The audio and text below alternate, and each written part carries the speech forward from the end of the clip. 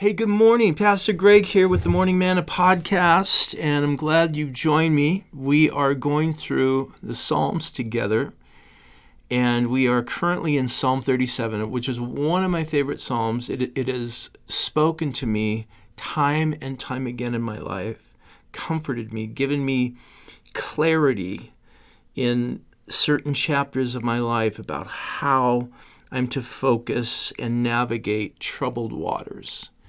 What are the troubled waters? Well, in David's life, it was people attacking him, people accusing him unjustly, people trying to take him out.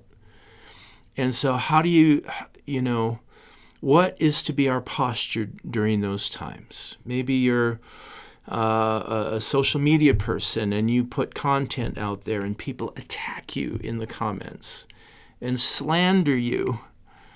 And what is to be your posture? Well, great counsel from our brother David in the Old Testament here in Psalm 37. So we continue on, got through 4 verses last week. We continue in verse 5.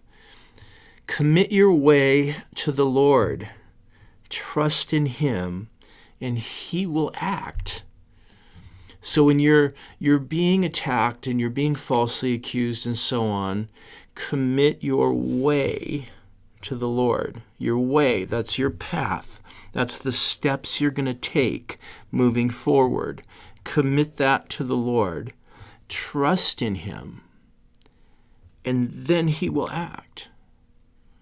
So if you choose to take it into your own hands, and I'm gonna fight this thing, man. I'm gonna overcome these people and so on. Well, okay. And God says, go ahead. But he's not going to act at that point because you've usurped his role, what he wants to do. For the Lord to act, we commit our way. We give way to the Lord. We trust. And then he says, I will defend you. I'll take care of you. Well, verse 6 says, he will bring forth your righteousness as the light and your justice as the noonday sun. So that's a promise from God. I know it seems so unfair that these people are lying about you, or that, your side of the story isn't getting out there, like the lies are. I know that feels very, very unjust and unfair, and in a sense it is. But you have God's promise that your righteousness will shine like the noonday sun. Okay, that's a guarantee. Now, it might not happen in the way you'd like it or in the timing you'd like it, but it will happen. It will happen. God promises you that. So trust in him. Verse 7. Be still before the Lord and wait patiently for him. Fret not over the one who prospers in his way, over the man who carries out evil devices. So be still before the Lord. I love that. Be still. Psalm 46. Be still and know that he is God. There's something about stillness and quiet where we begin to get an awareness of the presence of God. And we're living in a day and age where virtually every moment is stolen or filled up by noise. Whether it's digital media, which is just incessant. And we invite it in. So it's not that we can't have quiet, it's that we choose not to. And so that quiet, even for 10 seconds, we begin to feel like, I need to grab my phone and check my emails, or I need to.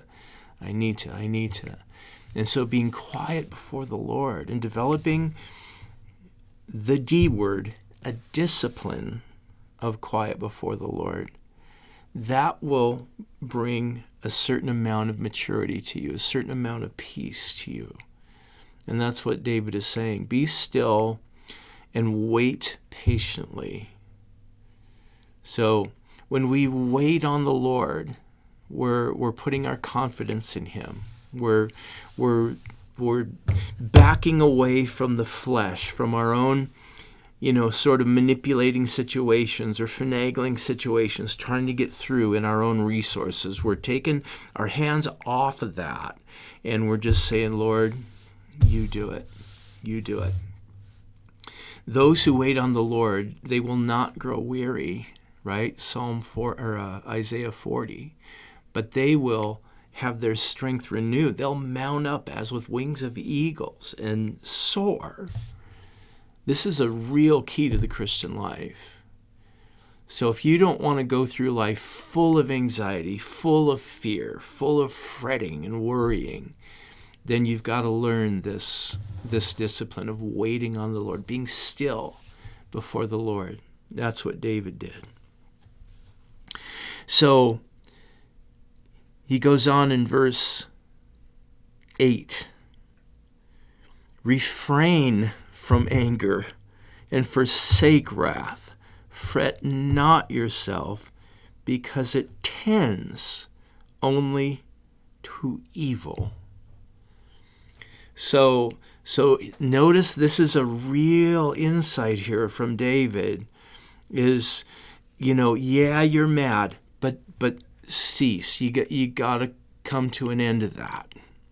Yeah, I know that you want to get your pound of flesh for what they said about you or did to you, right? But you got to pull back from that. I know you're worried that, oh no, this is going to happen, or my life is going to crash and burn, or what. Stop all that, because those kind of thoughts are going to only lead you towards actions that are destructive. If you embrace those thoughts and nurture those thoughts, if you allow them to stay in your heart and mind, guarantee you that your actions eventually are going to be born out of the toxic thinking. And so David says, hey man, been there. I've experienced a lot of attack and injustice in my life, pointed at me. And just from experience, I'm telling you, don't stew in your juices. Don't allow that stuff. As warranted as you feel you are, don't do it, because you'll end up doing things that you'll regret. So, and we'll end here, verse 9. For the evildoers shall be cut off. Okay? So, God's people have to realize that life in analog, in linear, as we move through life isn't fair. It just isn't.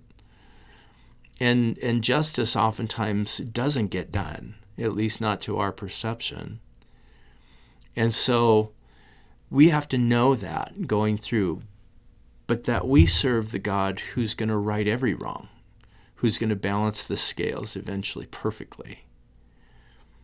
And so evildoers shall be cut off, but those who wait on the Lord shall inherit the land. What a promise. Those who wait on the Lord. Blessed are the poor in spirit, for they shall inherit the earth. Listen, there is such great insight from our brother David in this psalm. So why not, Christian, why not commit yourself in your present situation to trusting in the Lord, waiting on Him, saying, God, I just give this to you. And I'm going to cease from anger. I'm not going to try and get revenge or balance the scales, or I'm not going to stew in my juices. Lord, I'm going to trust in you. I'm going to believe that you're working in my life through this, that this is not harming me. It's actually serving me. And so I'm going to, by faith, overcome the world. Hey, God bless you guys. Have a great week.